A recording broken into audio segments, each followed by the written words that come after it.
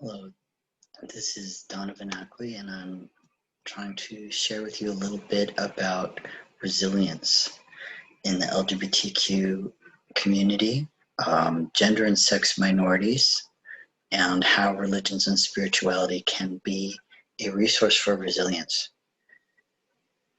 So before we get into that, I want to start with talking about what resilience looks like. We talked a little bit about trauma last week and how trauma is something that affects the brain a lot like the same way that a brain injury does, that trauma can be connected with specific events that are well documented. Family rejection is one of them, witnessing or being on the receiving end of violence, death threats, those things can be trauma. But anyway, I didn't go into a lot of specifics about what events are, tend to be inherently traumatic, but basically if we respond as if we are in a situation where we need to fight, flight, or freeze. If it's a life and death kind of threat where our body just automatically goes into a protective mode and puts our brain into this protective mode, then that tends to be a trauma response. And once we've lived through something like that, our body and brain tend to react to certain things in similar kinds of ways to that. We may go into a trauma response without meaning to. It's a reflex. It's a self-preservation reflex. So anyway, those of us who have lived through those, and LGBTQ people or gender and sex minorities disproportionately are exposed to some of the things that are trauma. Anyway, even if we've lived through these things, we can do some things to help ourselves be resilient. We can learn how to self-regulate so that when not, it doesn't necessarily prevent trauma responses, although we can help ourselves be a little less likely to go into full-blown trauma response. We can also learn how to self-regulate once we're in a trauma response and kind of just recognize it for what it is, not heap blame and shame on ourselves, not try to power drive through it, but do things that actually recognize it and then help us to de-escalate. We can also help each other with this, because if we're going to work with gender and sex minority people, then we're going to be exposed to a lot of folks that have relational trauma, so it's a good thing to know about.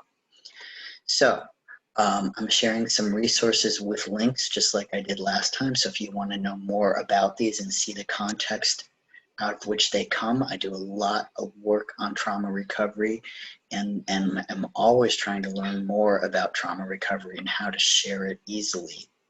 One of the things I put in the readings for you this week is a feelings thermometer. This is actually for children, but for those of us that have a lifetime of trauma or are kind of feeling stuck with our trauma, having some really simple tools is helpful. And I'm sharing that in a personal way. Feelings thermometer and feelings charts, the way that has a whole bunch of almost like emoticons, but they're faces with different expressions. But I've also seen a feelings wheel. That was something that was helpful for me. It was rainbow colored, and it had lots of different names for different emotions. Things like that, some of these simple tools can actually be really helpful. So the feelings thermometer is a really, really easy tool that's so simple. And when we're in a trauma mode, our brain doesn't work in the more complex ways. So having simple tools is really helpful and more effective. Anyway, there's a little bit there too on how to use it. So you can see the tool and how to use it. One of the things to know that's relevant to LGBTQ people or gender and sex minorities is that sometimes we're in situations that can't be changed, like living with a hostile family or working in an environment where we'll get fired if we come out. I know that supposedly isn't happening anymore, but I think a lot of folks know that in reality, especially in religious contexts, folks are in those situations. So sometimes we're in situations that can't be changed. The one we're in right now, when there's when we're part of a culture or systemic situation where systemic violence is being done and people are overtly and covertly racist or ableist or discriminating. We can't necessarily change the situation, but we can learn some coping tools to take care of ourselves. So that's where we're starting. That's what's on the top half of the chart. of course, this is what the program usually focuses on and what a lot of you have been focused on. When there's things we can change, we also try to change the things we can't. And those, there are different self-care tools in situations where we're also working towards change. So we need to recognize what kind of situation it is, and then use the tools that best fit that situation. This comes from somatic experiencing. So what this is about is that, as I shared last time, the brain has a certain response to toxic stress, chronic stress, trauma. Those aren't all the same things, but they're kind of different manifestations and levels of similar kinds of things. Anyway, our body responds to toxic stress, chronic stress, and trauma in these kinds of ways. So these are kind of the signals on the right-hand side that you might notice in yourself or someone else who's experiencing trauma or chronic stress. And when you experience, or someone that you're trying to help is experiencing those things, these are some physical things we can do even when we can't change a situation. Again, a lot of this is stuff we used at Trans Lifeline as trans peers, helping other trans people through a feeling of wanting to end their life. Definitely the things that folks are and were dealing with were stuff that couldn't necessarily be changed, but we could be with someone and help them calm their body or orient their body or feel socially supported, even while the situation couldn't be changed. So at least they had a moment to feel some self-care and some support to get through things. So these, anyway, you get it. This is another aspect of self-care or collective care when you're experiencing trauma. So I actually showed a different form of this from the California Surgeon General in the trauma slides, but just noticing that relationships, social relationships are part of that. Self-care is part of that. Time in, not just time out. And of course, we know that if people in our community, the LGBTQI community, may disproportionately be living outdoors, not be housed. So things like having regular, consistent sleep time may not be available to every person, and that we should keep that at the forefront of our minds. And I understand that as I'm sharing this with you. Not all these things are accessible to all people all the time. This is just, again, I like the way this presents it as a platter of, these are things I'll try to do for myself or help someone else, support someone else as they're doing for themselves. But it's not in balance all the time. We don't always have control over all of this, but what we can do for ourselves and what we can support each other to do, we do. All right, so I want to get into the scholarly stuff for a minute. So that was a general intro. I've mentioned this before, especially if you watched the optional lecture about why build bridges. I wanted to share that not all cultures and not all religions inflict traumas like universal social rejection on people who are gender and sex minorities. There's another way I talked a little bit about how cultures protect their boundaries, especially internal boundaries, by having all these different control mechanisms when somebody doesn't fit their cultural categories, especially sex and gender, because those do tend to be the core categories in most cultures, even though they're defined differently from culture to culture. So that being the case, we looked at some ways that are traumatizing or at least stressful that cultures do that. And we're going to look here at the fact that there's this fifth way that cultures can deal with things, which is to embrace and to integrate. So we can build our social bonds by embracing each other and helping each other be resilient. So that's what we're going to continue to look at for the rest of the class. I actually have a lot of different research here. The one that I really like sharing with you is linked at the bottom of the slide, how the pandemic can teach kids about compassion. And this comes, this comes from folks who are looking at how to build resilience even in the current pandemic, obviously, but amongst especially among people that already are experiencing relational trauma and collective trauma. So I'll just let you explore that on your own if you're interested. One thing I wanted to mention is just that in the gay community or the queer communities, we have a history of coming together, especially since urbanization started. We come together, and a lot of different urban centers have their gayborhoods or whatever. Industrial capitalism created a situation where folks who were different could leave their families and come build neighborhoods and communities and network with each other and offer peer support to each other. So most urban areas do have places where we can find each other. So just wanted to share a little bit of those historical roots. I've shared this before, that part of the trauma that older folks in the gender and sex minority communities in the United States experience are that we were pathologized until fairly recently. So there are still people living who were diagnosed as mentally ill just for being gay or lesbian. That changed in 1972. Likewise, being trans or any kind of gender minority is something that only was categorized as a mental illness until 2013.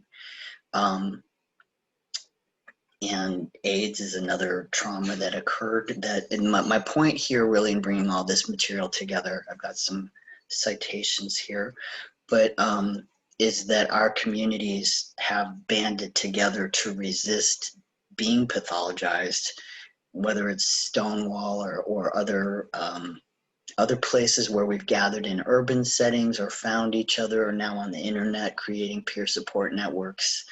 That way, AIDS activism in the early days where nobody else would offer help to the gay community, the gay men's community, especially lesbians and gay men were the ones who really stepped up initially to provide care that nobody else would. So we do have this history of organizing and supporting each other. Now we're going to talk about specific religious traditions in this slideshow, and this is where if something really grabs you and you're interested in knowing more about it, I hope you'll come back to it and do your own focused work looking into this, especially in week 4. So this is really kind of just a survey for you to dig deeper into one part later on. So we've looked in other classes at MAPS, Movement Advancement Projects, LGBT Families of Color Facts at a Glance, and it gives you some great data on different religious traditions in different communities of color. So being LGBT, and I mean we've been saying it ever since last week, but being LGBT does not mean that you're not a religious person. Most of you probably already know that, but there definitely are stereotypes both amongst religious people and amongst people who are LGBT and not religious that in both of those areas, sometimes you may hear a story that you can't be both. So there is a little bit of material here where you can dig a little deeper and say, in fact, there are a lot of people, in fact, like most people who are LGBT have some experience with being part of a religious community or finding their spirituality to be a source of resilience for them. We're going to look at indigenous. Last week I gave you just a beginning of, yes, there are some traumatizing or stressful or exclusionary strains in different world religions. Now we're going to dig deeper and look at the sources for resilience, because those are probably what we hear about a lot less. And frankly, that's the part I've focused on in the last decade plus, much more, is where are queer people in these different religions and spiritual communities, and what are they doing, and what do they want us to know? So we're going to look first at indigenous traditions. So that map of gender diverse cultures I've shared with you in several of these classes, and I mentioned it again last week. It was created in relationship to a documentary called Two Spirits, and it focuses on indigenous people and indigenous gender traditions, and how there are more than two genders in many indigenous traditions. So you already know a bit about two-spirit identities. Because I don't speak these languages, I don't know how to pronounce it, but you can see that there's a specific Navajo identity that is an additional gender identity, neither male nor female, something different. Like Mahu in a Hawaiian culture is another identity that is not male, it's not female, it's also not trans. So we've been talking about this, especially in human rights, when Candy Brings Plenty was teaching us. And you know, we've been talking about the fact that there are other identities that are not binary, and that even talking about LGBTQIA is a very Western framework and a very binary framework for talking about gender differences. So I wanted to just share a little bit more with you. Again, I'm not going to read these slides to you. I'm going to show you they're here. You have access to the PDF, and you can start exploring any of these resources or doing your own research on one of these identities whenever you're ready, and dig deeper into that for week 4. Specifically in North America, if you take the Human Rights and Global Advocacy course, you're going to get access to some great resources on Two-Spirit identities, and the understanding that Two-Spirit is an umbrella term that isn't actually part of any particular indigenous culture, but it's an agreed upon collective term from a lot of different cultures. And so this tells you a little bit more about some individual Two-Spirit identities in different cultures within North America that are indigenous cultures. I'm going to let you explore that on your own rather than read this to you. That you can see I've linked for you here several resources that you might explore to look a little more deeply. One of the things I did want to say is to go back a little bit towards the beginning for resilience, and consistently what various people who are Two-Spirit, including Candy Brings Plenty and some of the folks mentioned in the previous slides, what they've brought up is that people who were gender minorities, even I want to say in terms of biological sex difference, so people with intersex variations, in some cultures at least, were seen as the healers, and the fact that being Two-Spirit, they were able to be healing with women and with men in a really unique way. What the graphic is from an illustration by colonizers, but colonizers definitely noticed when they came or invaded that there were Two-Spirit, but their writings and their drawings acknowledge the existence of Two-Spirit people and intersex people, and the unique role and esteemed, honored role that gender and sex minority people played initially when the colonizers arrived here. So I wanted to, and now Candy mentioned this person that's pictured here, Wewa, excuse me, very, very famous person that some describe as trans. There's a question as to whether that category actually fits an indigenous understanding of Wewa's gender, but in any case, there's a lot about Wewa. She was very photographed. She knew at least one of the presidents, and was consulted by the federal government and by regional governments to be a mediator and a diplomat. So she's an amazing person whose work and photographs and legacy has been preserved. There's some other information here as well, and some resources where you can dig a little deeper. But if you're interested in Wewa, there's a lot on her. Getting a little closer to our time, if you took the human rights class, you learned from Candy. Here's some additional information, and I'm asking you to look at a video, or at least I'm offering it as an option, a video by 2 Native American women who, one is in the Northeast, in Northeastern land, and one is in the Southwest, so they represent 2 different culture groups and 2 different language groups, which they'll go into and explain. But it's a great video that talks about how everybody, they created this during the pandemic as a resource for all people to build resilience by connecting with our ancestors, our our own indigenous traditions. This includes white people. They said, go learn about your own people. Don't try to take from us. Learn about where you come from and what your original traditions were. And they do talk about queer issues. It's not only about queer issues, but it's an amazing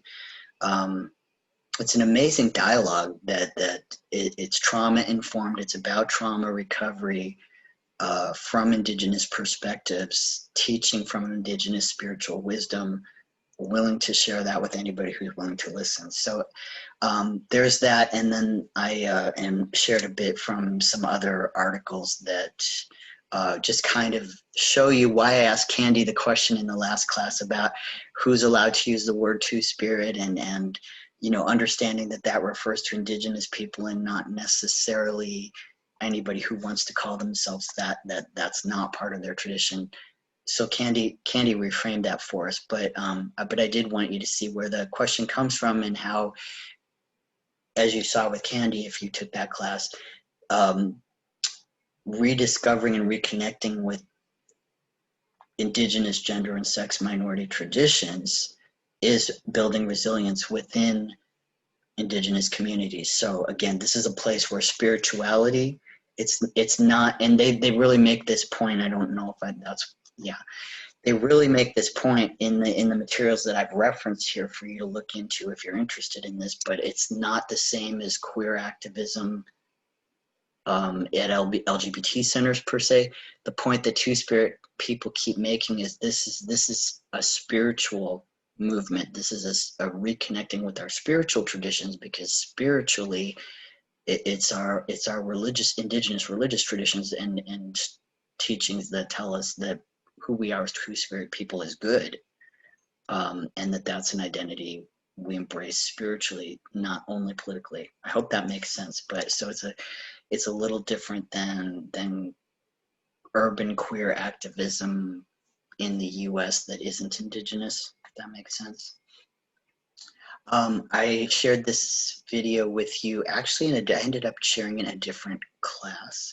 So I'm having you look at a different one in this class, but if you haven't already checked out Dr. Michael Yellowbird's Decolonizing the Mind, I recommend this to anybody who will listen. It's a brilliant video, and it's very much also about trauma recovery, collective trauma recovery.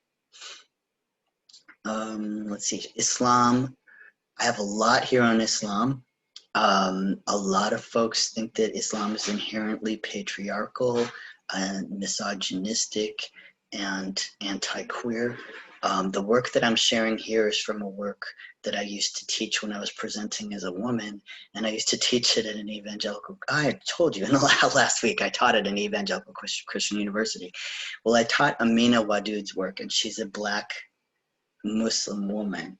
But I taught her work on the Quran because she's so brilliant at explaining how a sacred text has patriarchal meanings. It may contain some of it, but it also has patriarchal meanings imposed upon it by interpreters, and homophobic and transphobic. But in any case, her point was to look at the text as it is, sort of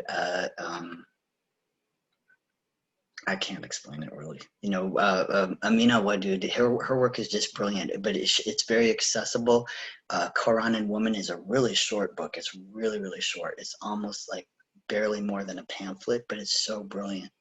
Anyway, so I'm really drawing on her work here to just show you that inherently to the Quran, what really seems to be emphasized is human equality.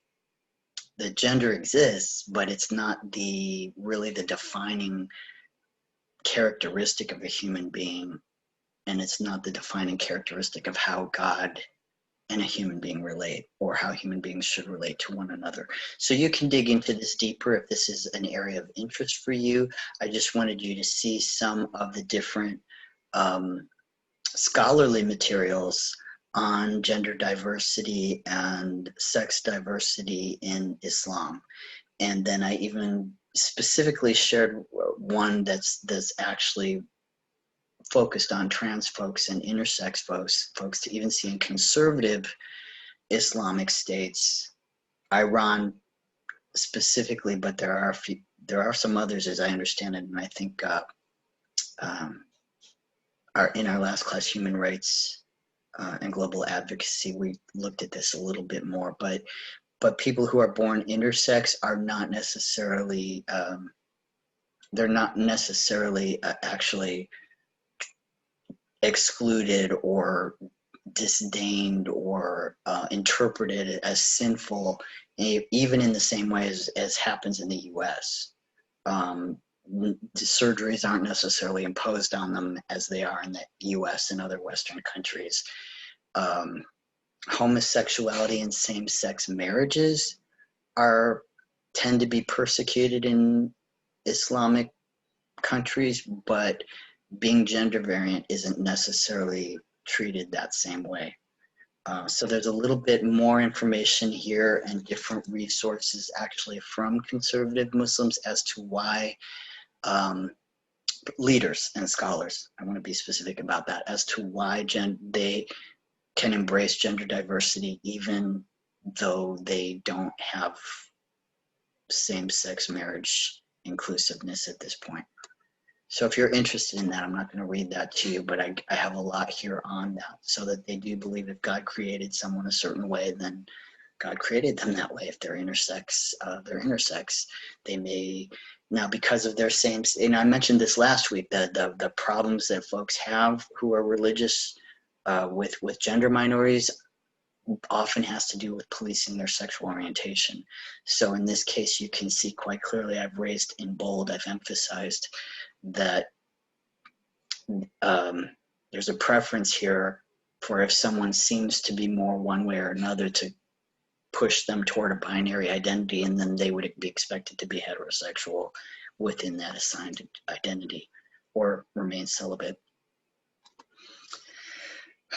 I'm not lifting that up as an ideal. I'm just trying to be honest. In each one of these religious traditions, I've tried to be honest about, okay, there are some things that cause distress, and there are some things that that build resilience for people who are gender and sex minorities in these religions. Now, here's one that coming out of Islam and into Sufism. Sufism arises out of Islam. It's an attempt to. It was founded to build a bridge between Islam and other Indian traditions, the traditions of India, right?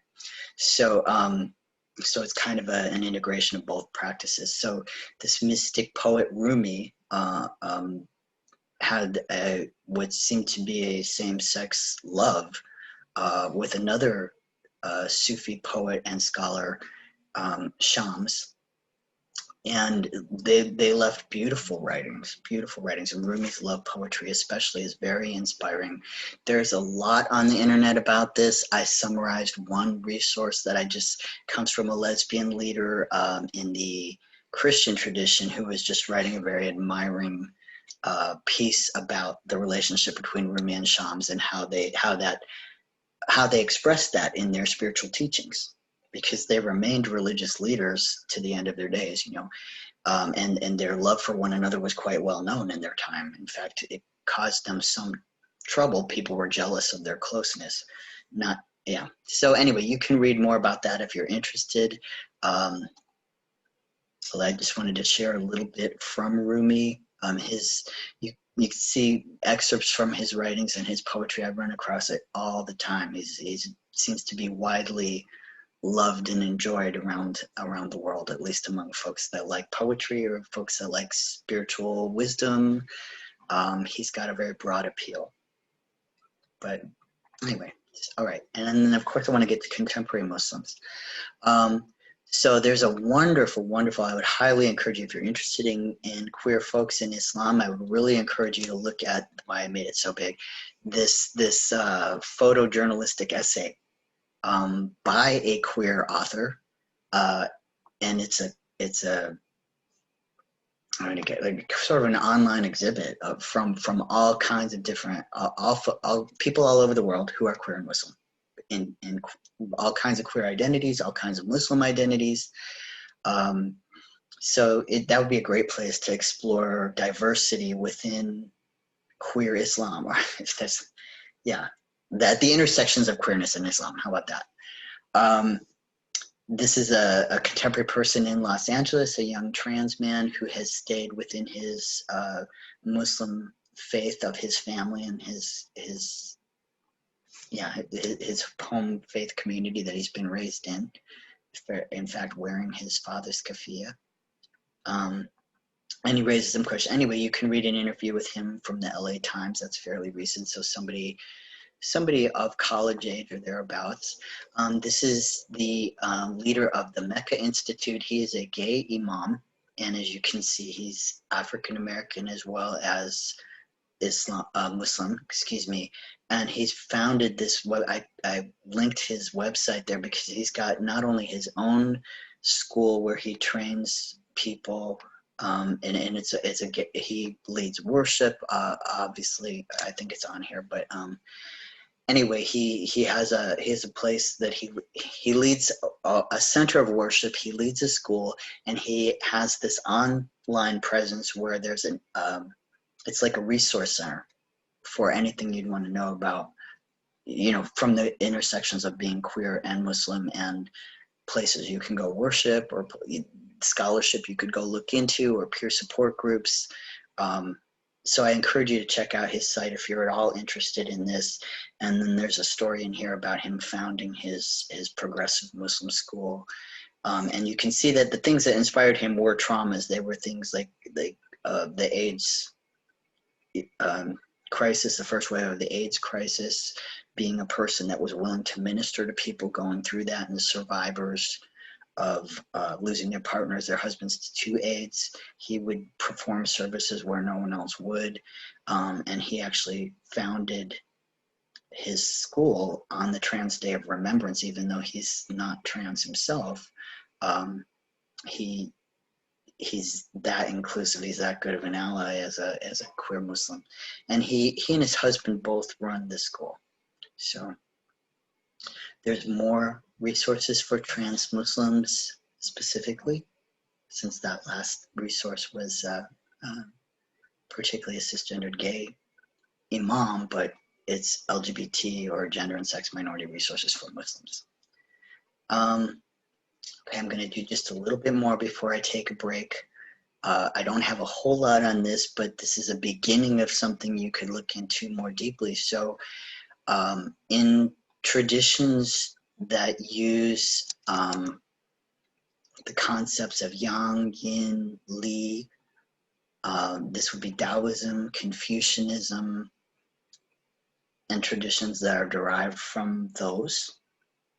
Those are Confucianism and Taoism are distinct from each other if you go far back enough. This was kind of where I did my master's thesis on this topic, so I don't know as much as a scholar. I definitely don't know a lot about it. Let's say I'm on a lifelong learning path about this, and I can say that I was taught.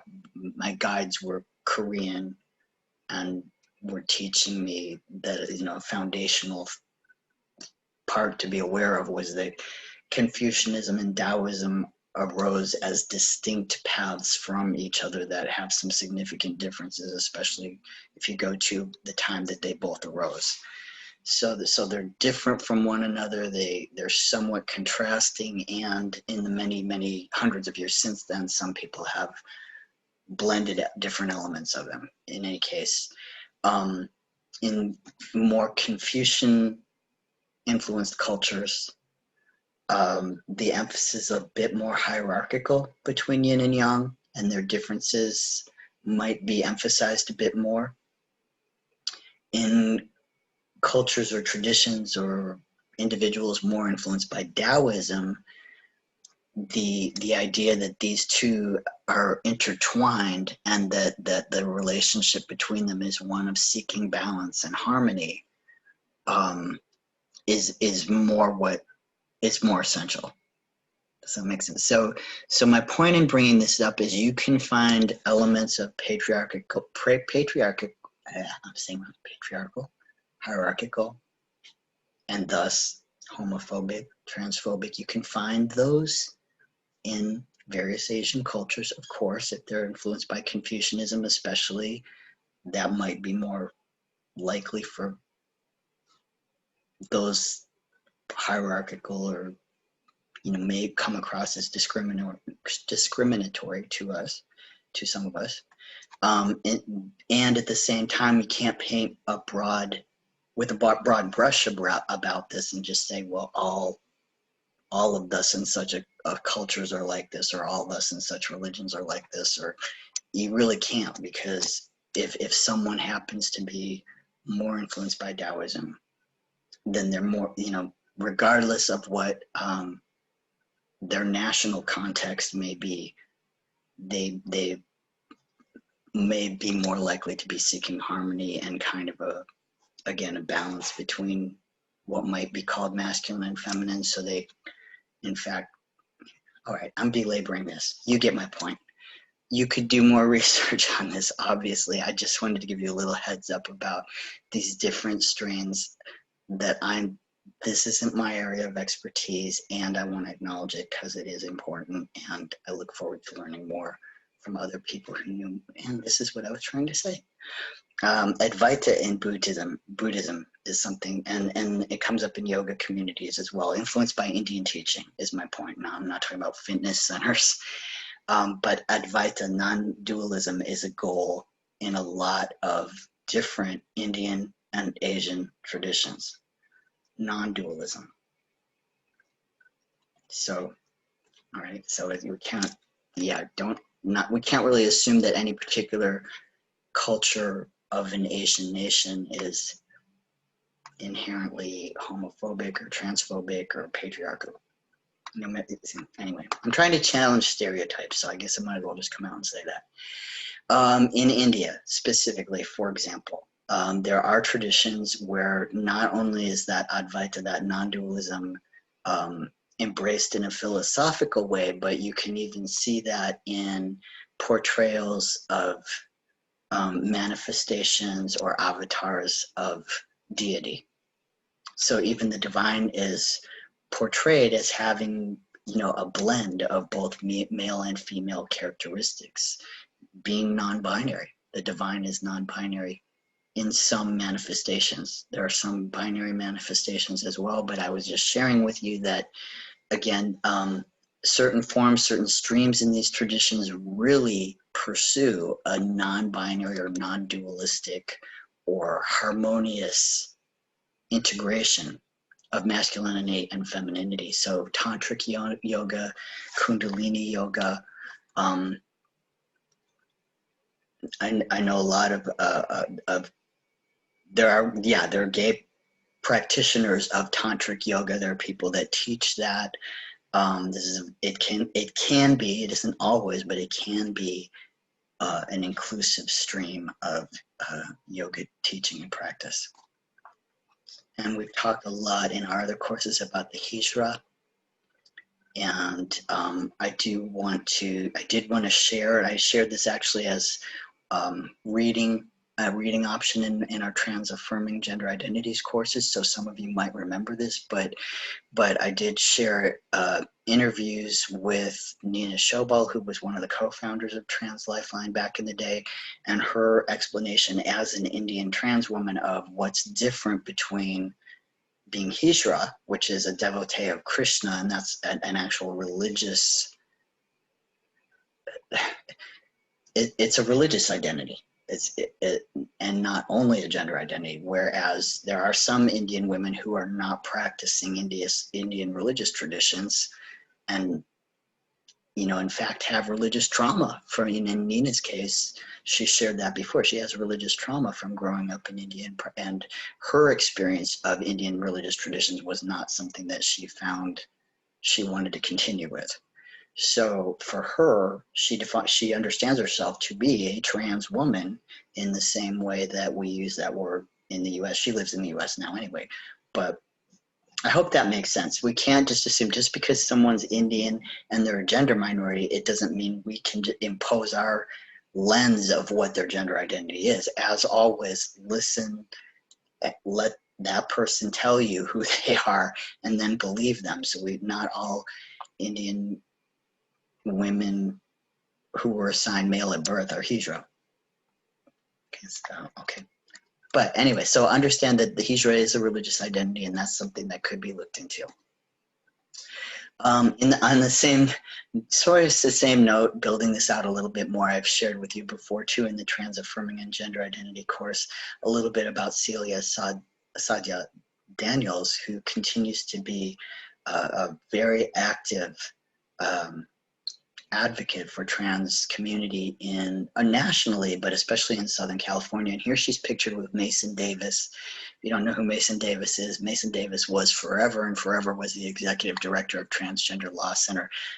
That's no longer the case, and now there's a lot of Black folks leading Transgender Law Center, and it's like they're doing amazing work. They're doing amazing work. With the Black Lives Matter movement right now, and specifically trans Black Lives Matter. But anyway, so he's without an equal right now.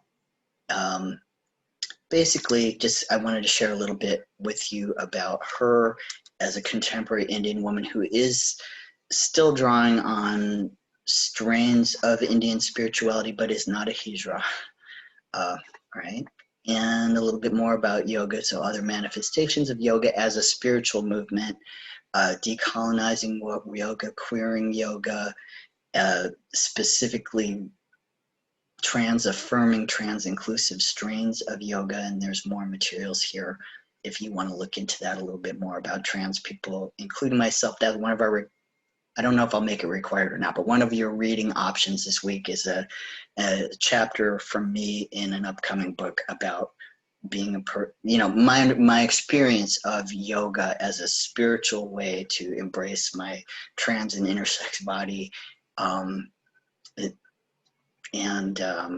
the spirituality of that, the bhakti yoga, karma yoga I talk about in my personal story this week, but also the body positivity that comes from it. All right, I'm going to stop here, and when we pick back up, I'm going to talk about resilience in Jewish and Christian communities for queer folks, by and for queer folks. So it's queer folks, trans folks who are intersex folks who are finding tools for resilience or creating tools for resilience in those traditions. So that'll be the next part.